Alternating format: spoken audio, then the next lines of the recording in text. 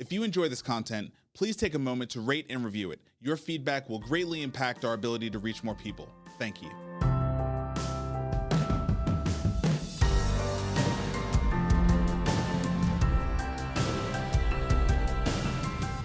Okay, welcome everyone to Health Further. Today we have a great guest for our guest show series. Is Eric Stecker. He is the co-founder and chief medical officer of Insight Health. Eric, thanks for doing this. Really appreciate it. Hey, Vic, thanks. I really appreciate it. I listened to quite a number of your podcasts, and they're great. I'm really excited about this opportunity. Excellent. Yeah. So as we start off, maybe give the audience a little bit about your background. I know you're a cardiologist, but then you have co-founded a business. Maybe talk about your practice and then what made you decide to do a new technology startup. Yeah, thank you. I'd love to. I'm an academic cardiologist, and actually I've subspecialized in cardiac electrophysiology at an academic medical center. And, over the years, I've been in practice for 15 plus years. I've also been in leadership roles at the American College of Cardiology and seen a lot of the challenges across the country that physicians have faced in managing the huge number of patients who need care and how to deal with the routine aspects of care that really limit their reach, limit their efficiency, limit their effectiveness. And so I think every clinician, every doctor is, frustrated at times by doing work that's routine that they don't otherwise need to be doing, that could be offloaded to others and could allow them to see more patients and help more people. So that's the undercurrent. That's what I and many of my colleagues have experienced, and that really was the backdrop of sort of how we came to this company. But just to press in a little bit more, I mean, there's a lot of physicians that are frustrated that they maybe are not practicing at the top of their license, or they wish they could hand off more of the data entry or record keeping or various tasks. Sometimes it takes longer to explain what needs to be done than you could just do it yourself. But talk about what gave you the impetus. What was the catalyzing event that you decided, gosh, I need to just go try to fix this? Yeah, absolutely. Well, yeah, you're absolutely right. Everybody is frustrated, and various people will have different modes of action or impetus to action around that. And there's nothing particularly unique about me. I was frustrated, as everybody is, and would do what I can to improve the situation. But really, the genesis was on a run. A good friend of mine, one of the other co-founders of the company, Pankaj Gore, who's a neurosurgeon specialized in brain tumor surgery. He and I have been friends for more than 15 years, and we go on a weekly run. And I can remember in December 2022, where Pankaj and I were running in the dreary Portland weather, and talking about things as we always do. And this was just a couple of weeks after ChatGPT had been released to the public. Yeah. And it was, the topic of our conversation was how transformative this was going to be for medicine. It was totally apparent that generative AI was going to be able to really be able to allow clinicians to leverage themselves in ways that were not at all possible previously. So we'd both been kind of entrepreneurial before. We'd had various ideas. And in this case, we said, we really need to use this. This is an inflection point in technology. This is an inflection point in medicine. And we need to be part of this solution. And so things kind of cascaded from there. I can get into the details now or later. Yeah, well, so I think most of the audience will know about what's basically called ambient note-taking or ambient listening. It's pretty common use case for AI to kind of listen in to the clinic, the doctor-patient interaction, and then effectively do the record keeping, do the note-taking. But Insight Health does that, but much more, or it goes further. So maybe explain where it's different than ambient note-taking, and what else you've added in, or how you've thought about sort of building out that experience. Yeah, absolutely. And I think it's interesting to note that we did not go first to this ambient note-taking use case. And I think it's because Pankaj and I are both clinicians. We're seasoned clinicians. We've been in practice for more than a decade, and we recognize that there's use in that, but that's not how things are that's not going to be the transformative aspect of this. So we actually moved first into what I think a lot of others have been very slow to move into, which is the patient-facing aspect of AI. So note taking, for those who aren't familiar, the AI scribe function, AI note taking, basically has a recording that AI then processes that records the patient-doctor interaction in the clinic, and then summarizes that, forms it into a medical note. But the limitation is it can only summarize the actual conversations that have taken place between the clinician and the patient. And there certainly is time savings, and that's certainly an annoyance, having to create the documentation from the visit. And that is an area for efficiency. But a lot of docs have macros, or they have little shortcuts that they're already using before AI. That's right. Made that less bad. Yeah. Yeah, absolutely. And because of that, you'll find there's been varying uptake of AI scribes. For some people, it is absolutely wonderful and essential. And for others, they have a lot of shortcuts in the nature of their practice. The nature of their shortcuts has already made them pretty efficient in documentation. So we recognize there can be value there, but there's not the maximum value there. Pankaj and I recognize that the maximum value is going to be in having AI interact with patients in a way that AI can safely, and in a way that can offload some of the routine aspects of those patient-doctor, patient-clinician interactions, allowing the clinician to then engage in a more meaningful fashion in the higher order things that only the clinician can engage in. And so this does not take the doctor out of the equation at all. It allows for the doctor, though, to have a more impactful and meaningful interaction with the patient, and to and to be able to interact with more patients, to provide more care, better care to larger populations.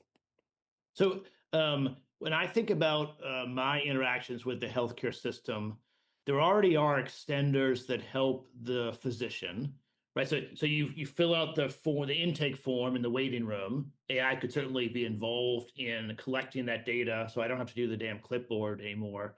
Then most doctors have a nurse kind of start off the clinic visit, taking information and gathering data. Where does Insight Health bring the AI in? Does it augment those other extenders, or how does it fit into the practice overall, maybe? Yeah, you're absolutely right. So just to be more specific about it, you're absolutely right. The points that you bring up, AI can take over. So AI can take over from the very front desk. Our products can take over from the scheduling of the appointment to the intake paperwork, including the very basic stuff, the HIPAA forms, the demographics, the insurance stuff, to the kind of routine clinical information that a form might otherwise capture, but is very limited because it's unidirectional and it's not adaptive in any fashion, to the more adaptive and clinically nuanced information that a nurse might gather from the patient in the exam room, or maybe even a PA or an NP might gather. And so it can take all of that. It can take over all of those functions, really allowing those staff to be utilized elsewhere for higher value things, and allowing the clinician to then have a summary of everything that the AI gathered.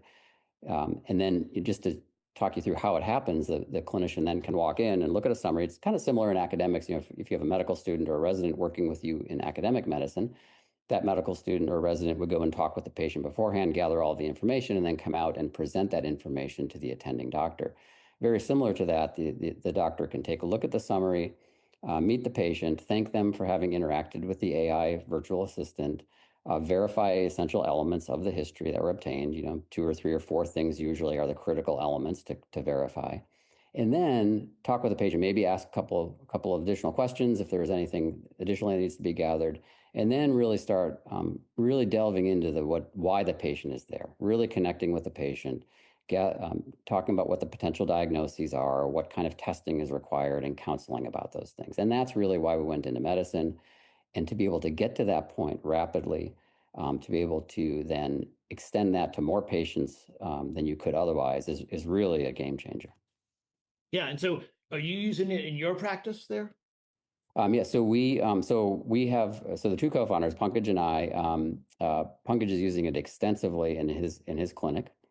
Okay. We have, for organizational reasons, I'm not using it in my clinic. I use it in other contexts. Pankaj uses it extensively in his clinic, and as does the rest of his partners. And really, we've used that to help to iteratively improve it, of course, but it's really, really improved the efficiencies, and the patients have had great experience with it. Yeah, that's what I was going to ask about it. So how many has he gone to? He can see more patients or more per day, or he gets to spend more time with them? What are the metrics that you track as far as the impact? Yeah, all of the above. So, and I think that's another There's no one size fits all. And, a big part, we haven't gotten to physician burnout, clinician burnout. Different organizations will have different priorities for why and how they want to engage AI products. In his case, he and his partners can both see more patients and get done on time. And so, I wish I could share texts. He's gotten texts from partners as well as others at different health systems, people who personally know Pankaj, who've texted him to say, it's 5:10 p.m. and all of my notes are done. I've seen all my patients. I'm going home to have dinner with the family. And this is a situation where previously people would be going home to have dinner and still have 2 hours of charting to do. Right. So it really can allow for that mix. So, I don't want people to think of this as another tool, another whip to whip the clinicians to have them, continue to work 14-hour days and except, double the number of patients they're going to see. The benefits of the technology are dependent and can be matched to what the organization's goals are. And that can include purely clinician satisfaction and reducing burnout, because that is a big issue and that will affect healthcare going forward. It can affect purely productivity or more often a mixture of both. And then how do you think about what training are you using? Or are you using one of the existing models and building on top of it? And then sort of included in that, how do you think about sort of preventing hallucinations or bad experiences? Yeah, absolutely. That's an essential question. We have an architecture that allows us to use any foundational LLM, and we constantly are evaluating which are serving the purposes. And we use different LLMs for different functions, our different clinical agents, and we're constantly monitoring that performance. It's essential that this be a trustworthy endeavor that clinicians and patients can trust is going to be accurate. And in doing so, we have proprietary technology that evaluates prior to any summarization that takes place. There's an oversight of each individual summary that's created. We have frequent, many times per day, evaluations of every single summary that's been evaluated or that's been created at another level. And then we have intermittent spot checks as well. So we have a lot of technology. So do you have like an agentic sort of internal review, reviewing all of the maybe everything that was done this morning, maybe in order to more check frequent than that. Yeah. Every summary has a supervisory layer, and we have hourly checks upon those summaries, and then we have spot checks upon that. So we have a hierarchy of quality assurance, and this really ensures that by the time you get to spot checks, you see nothing. And in fact, it's very, very rare that we have problems. When there are questions of, I don't know if you want to call it hallucination, there's often questions of interpretation. It's very subtle issues, and we've not seen any blatant problems. We've seen. I mean, just even with a human, say a nurse, they may have an interpretation of some data gathering points that make them collect something else, where you might say that wasn't really needed. I mean, there are judgment calls that aren't hallucinations. They're just sort of, maybe it wasn't exactly what the doctor would have suggested, but it is plausible. Is that is that close to how like the interaction could go, where the LLM might be doing something that's plausible, but maybe it's not cutting edge medicine, or maybe not what you or your partner would choose to do? Yeah, that's right. And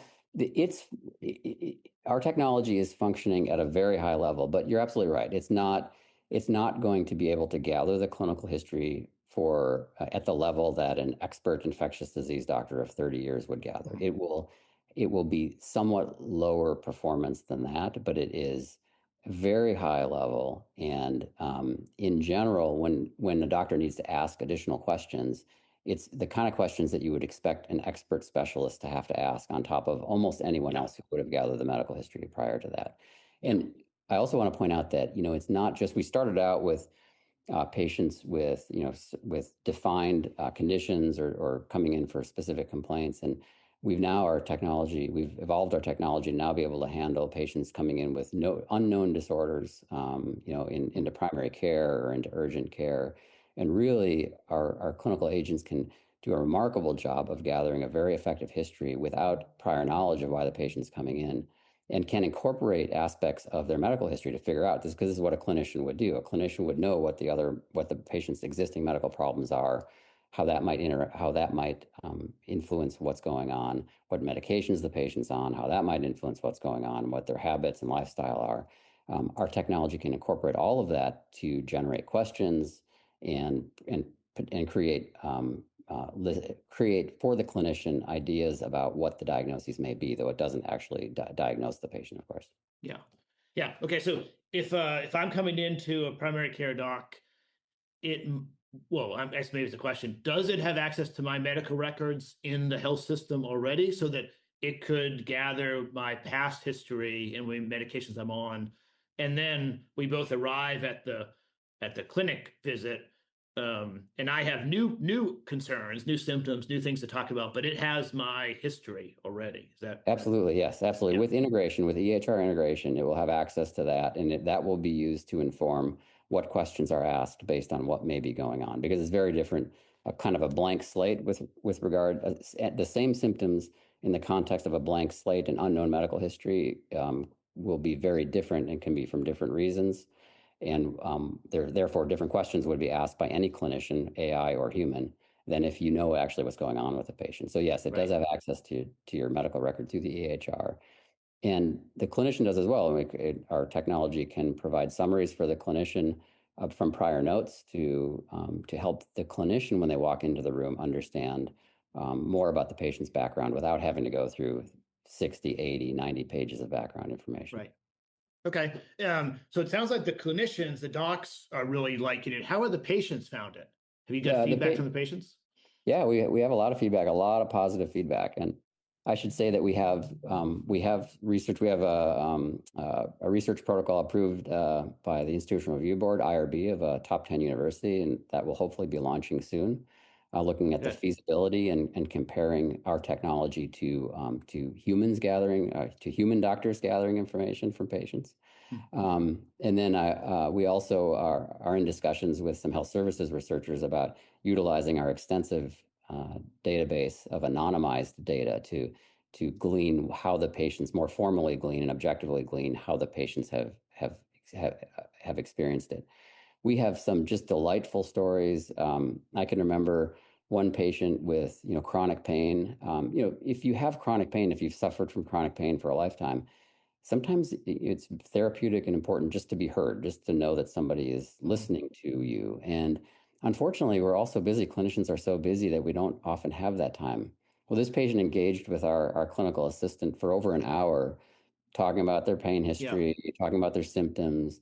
Yeah, and it was very patient and went to as much detail as they wanted to go to. Basically. Exactly. It's really gratifying to see. And the patient, you could just tell from the transcript that the patient came away from this, just very pleased. And another instance I can think of just from some of the quality assurance reviews I've done is a patient who clearly, we don't personify this. Our clinical agent is named Lumi, so to that degree we have, but we've not otherwise. There aren't emoticon, or there aren't pictures. It's not really personified beyond having the name Lumi. But this patient, this patient was interacting very comfortably with the AI agent, and when they would ask questions, he would respond, "Yes, ma'am," "No, ma'am." So clearly, very comfortable and a delightful experience for that patient as well. Yeah. Okay. Excellent. Now I'm a podcaster, but my day job is a venture capitalist. I can't help but ask, have you brought the product out to market? Have you raised capital? What's the business model? How do you charge for it? What's it like? Yeah, we sure have. So I'm really proud to say that we were the first autonomous patient-facing AI agent to be released. And so ChatGPT came out end of November 2022. Our first autonomous patient interaction, was at the end of 2023. So just 12 months later. Yeah. We since then have licensed to multiple clinics, mid-market clinics, large specialty clinics, and we're now deployed across specialties, across primary care. We have our technology is used to gather intake information for patients before visits. It's used to summarize the information during visits, both for the clinician's medical note and for patient after visit summaries, and it's also used to check in with patients after the visit. And, I think that's really an under-recognized issue. Is we kind of think about healthcare as it is now, and we kind of think that's the best we can do. But if you think about it, every patient, so on, let's just do something simple like high blood pressure. So you're an otherwise healthy person who goes to the doctor and you're diagnosed with high blood pressure. You're started on a medication for high blood pressure. In an ideal world, you would get a call, or you would be contacted a week later and just checking in, say, hey, did you fill the prescription? Did you start the medication? Were there side effects? How are you taking it? What are your experience like? Are you taking the medication, or did you get the labs that were supposed to be drawn after you started it? We really should be doing that for every patient, right? But we do that for almost nobody can afford to do that. We do that for very complex patients who are hospitalized 6-12 times a year. We can do that for because the costs for them are so high. But for the average patient, just with a new diagnosis of hypertension, we can't afford to do that currently. With technology like we have at Inside Health, you can do that. Every clinic could do that for every patient starting a new medication. Yeah, it's interesting. I'm in the midst of writing a book right now, and the book ends with kind of a goal to try to end heart disease, which will be close to you. And I think part of the way to end heart disease is to provide everyone who has the early signs of heart disease in their 30s with an AI personal health coach and much more careful cardiac care. Because we have a lot of tools to manage cardiac disease if A, we catch it early, and B, we sort of bring it to the people so that they engage more. It's really exciting to see what could happen if we gave every person this one-on-one attention. You are absolutely right. And you're thinking of it from the consumer perspective, which is great. And for engaged patients or people, that can do wonders.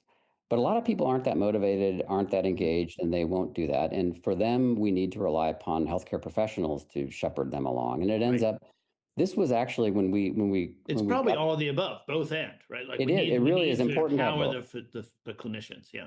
It's essential to have both. And that was actually our initial conversation, I think, when Pankaj and I as co-founders took this idea to our other two co-founders, Jay Malsoni and Saran Siva. That's the vision that we created for them, is that we can use AI to extend what clinicians do in a way to do the routine things that we know need to be done that can save millions of lives a year from heart disease alone, for instance, by simply re-engaging with the patient about their smoking. Are they ready to consider quitting yet? No, they aren't. Okay, well, we'll check in with you again in 6 weeks. Again, the hypertension. Have you started your medication? Are you taking it? Are you having side effects? These simple things, medication adherence, smoking, taking aspirin if you're supposed to be taking aspirin, getting your cholesterol checked. These simple things, we don't have the bandwidth in healthcare right now to do. We just see the patient in the office. And the pay for a human to jump in, the payoff, it doesn't save enough money for you, or even one of your nurses, to find me and engage with me. But if you can do it with a technology that's pennies, it could really be good. That's exactly right. It can save literally millions of lives. So that's the big vision, and that's why we got into it. And I think that's where we're going to go. Yeah. Okay. So you already mentioned that it's agnostic to the different frontier models. So you can pick and choose, and if a new one came up next month, you could add that. You could knock one off. Absolutely. Does it sort of take learnings from the field? Like you have, I don't know how many instances out there working with physicians and patients, and then pull back maybe exceptions or learnings and get smarter over time as it engages with patients and physicians? It absolutely does. Yes, we absolutely we improve the model and our interaction with the models based on the experience with the clinicians. We have a lot of engaged clinicians who give direct feedback, kind of in a formal manner. We'll click within the app and give us feedback on summaries, on what should be added, on what they didn't like. We can also do that without active clinician feedback. We have partners. I'm really excited. We've started with some really good channel relationships now, including with EHRs, specialty EHRs. And with an EHR partner, we're going to do some great work going forward to really refine this for pediatrics and really tailor how the interactions, how the model performs for pediatrics, to address gaps in care, to address some of the subtleties and special considerations for kids. So we do this on a routine basis across specialties, and we can do so in a focused manner for specific areas. Yeah. Okay. Excellent. So over time, it'll get better and better as far as what it is good at covering and maybe understanding different exceptions or different use cases for this. Yep, absolutely. Beyond the foundational model work, much more improvement on top of that with what we're doing. Yeah. Okay, and then how do you charge? Like, what is the physician pay? Is it per engagement? Is it a monthly charge? Like, how does it fit into the practice of medicine right now? Yeah, absolutely. There's different models for different implementations of it. Okay. There are some referral management that are based on a number of successfully processed referrals, for instance, for preventive care, for colonoscopy and other things. That's kind of a referral-based processing of a queue. But for kind of the average clinician, it's kind of a per seat per month basis Okay. for the average clinician who's using it for, as I'd mentioned, for intake, for in-visit, Yeah. summarization, and for patient follow-up. Yeah. Okay. So, and it's at a price point where it is the change in their happiness and job satisfaction is such that they're much more satisfied and they can see more patients and thereby generate more income for the practice. Is that Yeah, close to right? the ROI conceptions can be different for different clinics depending on the goal. So for some, if it can improve satisfaction or reduce turnover, if there's been a lot of turnover among PAs, NPs, MDs, that will be the ROI. For others, you can repurpose staff, PAs, RNs to do other things that they had and allow the AI to take over what they had been doing. So it's really going to be a different ROI. It's going to be very context specific. Okay. Excellent. Okay. Then you've been early in sort of adopting and implementing AI into your practice and your partners' practices. Where do you think the future is going? Give us a little bit of your view of kind of where this is heading in 12, 24, 36 months. Yeah, I think that our vision of an AI platform to offload routine care with the patient-facing aspects and the documentation aspects of routine care across the whole spectrum of care is where we will be in 12 to 24 months. So from the first moment the patient registers with a clinic or hospital to the prior authorization that happens for procedures or testing that's done to follow up, all aspects of this being centrally handled by AI clinical assistants. I think equally important is the diagnostic, ensuring appropriate care. There are gaps, as you know, clinicians, most medical conditions aren't a diagnostic dilemma. On TV, they appear to be, but it's pretty clear what the diagnosis is. It's sort of how do we get the treatment and how do we ensure they actually do the treatment? That's exactly right. The thing that is routine, unfortunately, is that there are gaps in care. So we've made the diagnosis of coronary artery disease, but we're not treating it according to guideline-based care. Mm-hmm. And so this is also an area that our technology can really work to improve, and that is to elevate for clinicians, hey, you diagnose your patient with this condition. We've noticed that they are not on a statin or they aren't on a high enough dose of a statin.